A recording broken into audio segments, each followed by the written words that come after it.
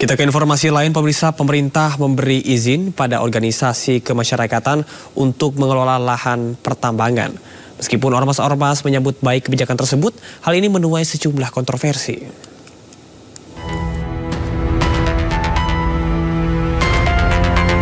Presiden Joko Widodo beri kesempatan pada ormas keagamaan untuk mengelola konsesi tambang. Hal ini tertuang pada Peraturan Pemerintah Nomor 25 Tahun 2024 tentang perubahan atas PP Nomor 96 Tahun 2021 tentang pelaksanaan kegiatan usaha pertambangan mineral dan batu bara yang telah ditandatangani oleh Presiden. Dalam regulasi tersebut terdapat aturan baru yang mengizinkan organisasi kemasyarakatan atau ormas untuk mengelola lahan pertambangan. Ormas keagamaan menyambut baik keputusan Presiden tersebut. Mereka menilai kebijakan Presiden Jokowi ini dapat menjadi sumber pendapatan baru bagi ormas keagamaan untuk mendukung beragam kegiatan. Salah satunya untuk merespon masyarakat kala terjadi bencana. Menteri Investasi Bahlil Lahadalia telah mencabut lebih dari 2.000 izin usaha tambang. Nantinya akan didistribusikan pada kelompok masyarakat, UMKM hingga koperasi.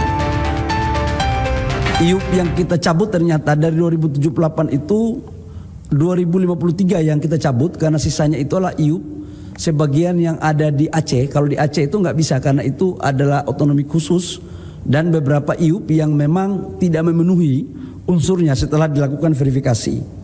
Nah ini kemudian SK pembatalan dari yang kita sudah cabut, kemudian mereka melakukan verifikasi ulang untuk kemudian kita aktifkan sebesar 569 IUP. Perpres 70 sekarang belum selesai, masih dalam revisi. Insya Allah kalau ini sudah selesai baru ada pendistribusian lahan kepada kelompok masyarakat maupun UMKM, koperasi. Dan yang besar-besar itu tetap harus lewat tender. Dan tendernya tetap lewat mekanisme sebagaimana diatur dalam undang-undang, yaitu di Kementerian ESDM.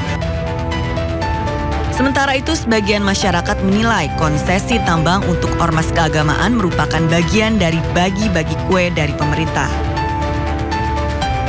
Menteri Lingkungan Hidup dan Kehutanan Siti Nurbaya Bakar bantah hal tersebut. Menurutnya kebijakan ini diberlakukan untuk mempermudah setiap sayap ormas di bidang bisnisnya masing-masing jauh lebih efektif daripada membuat proposal permintaan dana setiap kali diperlukan. Organisasi kemasyarakatan termasuk parpol kan juga punya sayap bisnis.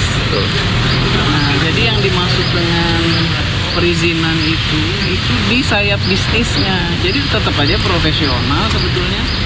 Tapi ada pertimbangan khusus nggak? Kenapa harus ormas keagamaan gitu ya? Enggak dibunyiin harus ormas keagamaan. Minimnya pengalaman ormas keagamaan mengelola tambang dikhawatirkan akan membuat ormas bermain dalam ruang kotor.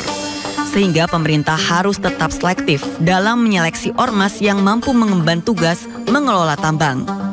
Sementara itu, dalam dialog polemik Trijaya yang membahas pemberian izin tambang ke ormas, Wakil Sekretaris Jenderal Majelis Ulama Indonesia Ihsan Abdullah menyambut baik kesempatan yang diberikan pemerintah. Menurutnya selama ormas yang bersangkutan mau dan sudah siap mengelola tambang, kebijakan ini tidaklah menjadi masalah.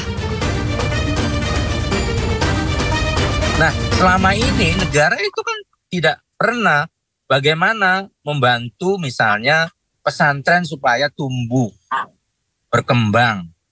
Baru kalau ada persoalan negara hadir. Nah, saya kira saatnya lah, ya, seperti organisasi keagamaan NU mulailah dicawe karena sudah besar begitu jasanya yang membangun karakter bangsa dan membangun bangsa.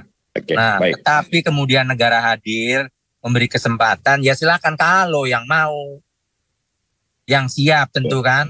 Nah, kalau yang tidak mau tidak siap, maksud sih dipaksakan juga.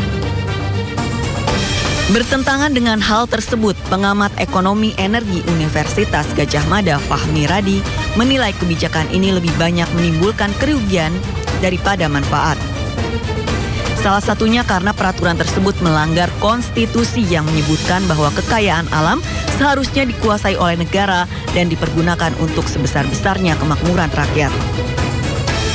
Nah, kalau kemudian fungsi distribusi tadi dipindahkan dari negara ke ormas, ini saya kira akan melanggar undang-undang itu. Itu satu. UUD 45 itu ya. Nah, undang-undang juga mengatakan gitu ya, bahwa yang diberikan prioritas untuk pengelolaan konsesi tambang itu BUMN dan BUMD. Sementara yang swasta itu dia harus bidding gitu ya. Nah, ini tidak melanggar. Nah, maksud saya kalau memang pemerintah itu ngotot untuk melakukan itu, ya jangan melanggar undang-undang. Fahmi menambahkan, mengelola tambang bukanlah pekerjaan sederhana, sehingga konsesi tambang ini dikhawatirkan akan mendorong ormas untuk bekerja sama dengan pihak swasta, hingga akhirnya pihak ormas hanya mendapatkan sedikit keuntungan. Di samping itu, ia pun khawatir ormas akan terjerumus dalam dunia mafia tambang yang menyelubungi bisnis tersebut dari hulu hingga hilir.